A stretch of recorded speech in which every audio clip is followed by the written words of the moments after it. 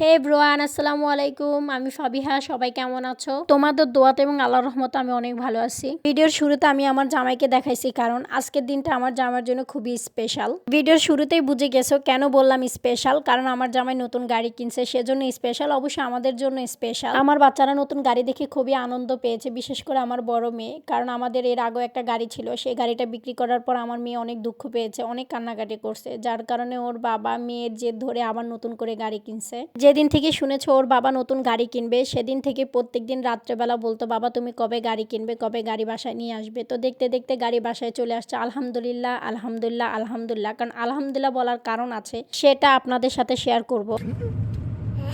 কেমন বাবা, তুমি একটু ধরে দেখো এটা কেমন। বাবা দেখো কত সুন্দর পানি বেরোচ্ছে। আমরা কোথায় যাচ্ছি? ফুপিদের বাসা কোথায়? তুমি গেছো? শুক্রবেলায়? আজকে কি বেলা? শুক্রদিন। ও আচ্ছা, ঠিক আছে, তাহলে আমরা শুক্রদিন ফুপির বাড়ি যাচ্ছি। আদিবা, তোমার ভালো লাগছে গাড়িতে উঠে?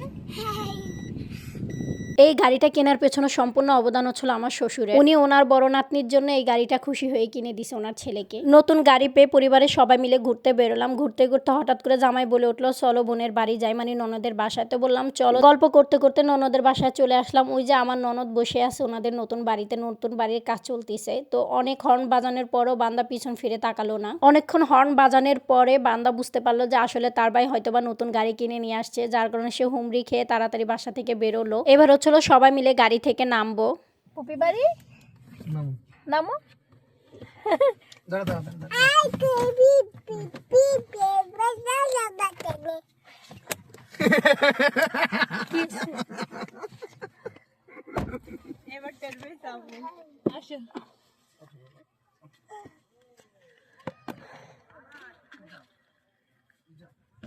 আসো বাবা, আসো, জুতা লাগবে না, জুতা লাগবে না, তুমি যাও তো।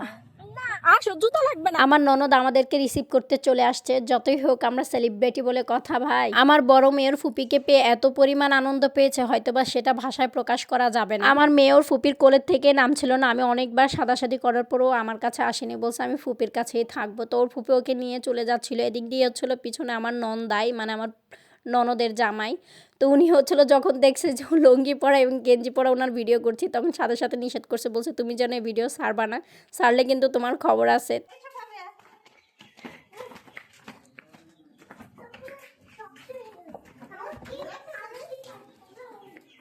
গতবার যখন ননদের বাসায় আসছিলাম তখন হচ্ছিল উপরে শুধুমাত্র ছাদ দেওয়া ছিল, আর এবার হচ্ছিল ভিতরটা অলরেডি কমপ্লিট করে ফেলছে। এই যে করতেছে, কাজ চলতেছে। এই দেখো, ইনশাল্লাহ এই বাসাটা সম্পূর্ণ তোমাদের দেখাবো যখন সম্পূর্ণ কমপ্লিট হবে। তো চলো তোমাদের ঘুরে দেখাই।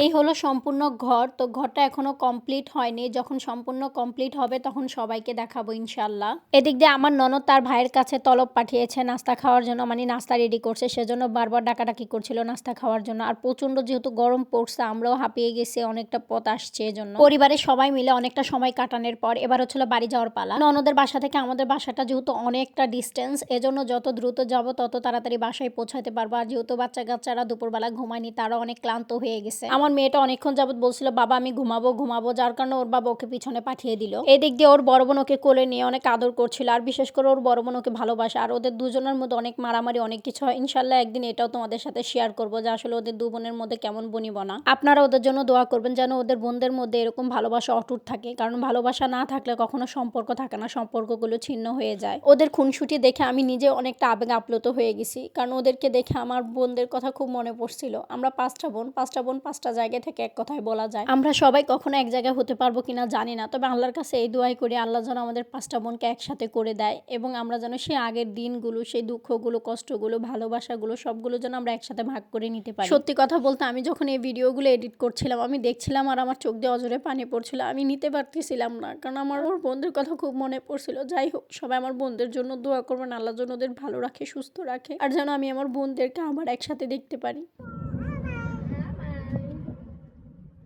স্বাস্থ্য জুত হইল না জীবন।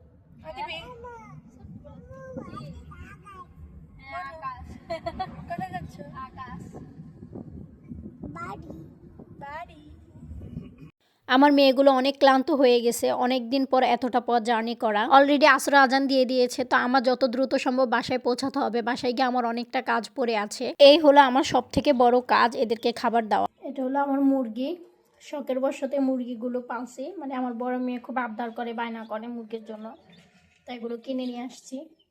এই যে সাদা যেগুলো দেখতে পাচ্ছেন, এগুলো হলো টাইগার মুরগি, কালোগুলো টাইগার মুরগি।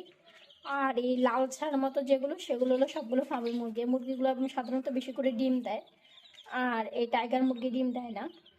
তো যাই হোক, মেয়ের জন্য পালতেছি, সবাই দোয়া করবেন যেন এগুলো বড় হয়, আর আপনাদেরও যেন দাওয়াত দিয়ে খাওয়াইতে পারি। ছোট্ট খামার আমার, দেখেন কি সুন্দর করে খাবার খাচ্ছে, দেখতেও ভালো লাগে।